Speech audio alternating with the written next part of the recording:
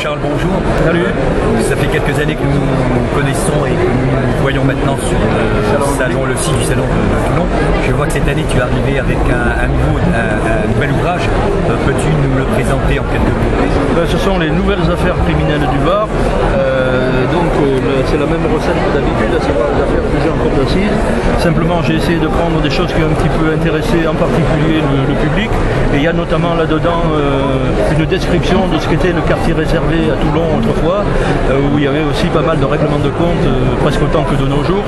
Et j'ai également traité de la vie d'un célèbre chef de la pègre qui s'appelait Louis Régnier, et qui a été suffisamment dégourdi pour mourir dans son lit de sa belle mort, sans avoir jamais été jugé, alors qu'il a commis quand même pas mal de choses pas très recommandables. Je suppose que pour chacune de ces affaires criminelles, tu dois faire une recherche assez approfondie. Oui. Quelles sont les sources qui... Les sources, alors d'abord la première source, c'est de balayer la presse pour faire un petit survol des sessions des cours d'assises.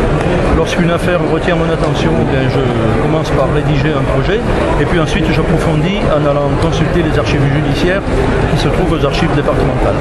Et quant à la mise en forme, chaque affaire est romancée, ou alors oui, il s'agit plutôt d'un document, voire d'un article?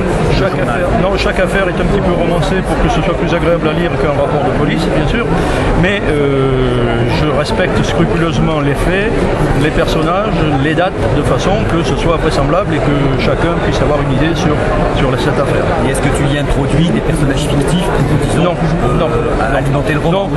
Oui, ça m'est arrivé d'introduire un personnage fictif, mais en lui donnant un rôle tout à fait secondaire, juste pour lui permettre par exemple d'avoir un dialogue avec un personnage principal, pour qu'on puisse mieux cerner le personnage principal. Mais c'est très, très anecdotique et très au niveau des accessoires. D'accord.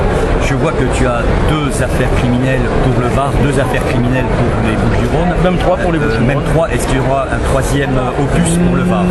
Non, parce que d'abord l'éditeur m'a imposé, m'a recommandé des dates, c'est-à-dire que ça se déroule entre le milieu du 19e siècle et les années 80-90. Donc dans cet espace de temps, si je peux dire, je ne prends que ce qui ressort un peu de l'ordinaire. Donc on ne peut pas traiter du tout venant parce que ça ne serait pas intéressant. Donc après avoir fait 2 ouvrages pour le Var, je n'en ferai pas d'autres.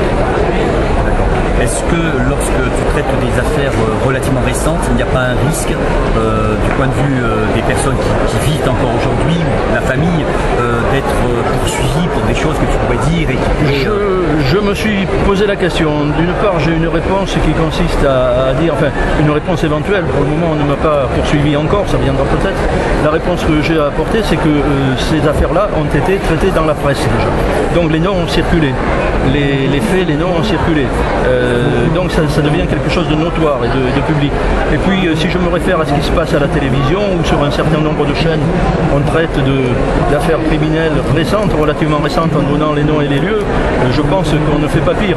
Et par contre, oui, ça m'est arrivé quand même, ça m'est arrivé dans une affaire de ne pas masquer le nom de l'assassin, mais de masquer le nom des victimes. Parce que les victimes ont des descendants, que cette histoire a traumatisé, et je n'ai pas voulu en rajouter. D'accord, voilà.